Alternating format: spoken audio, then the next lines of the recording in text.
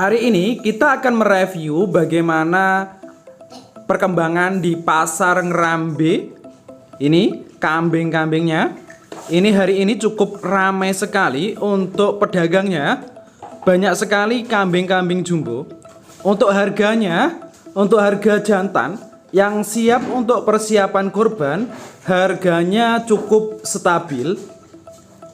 Sekitar 2 jutaan untuk yang siap untuk ini dikorbankan nanti.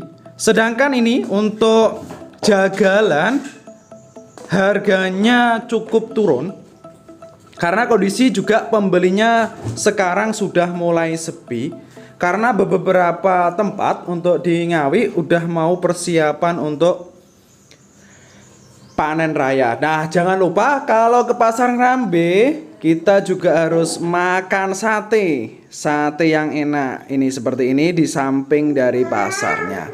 Semoga bermanfaat.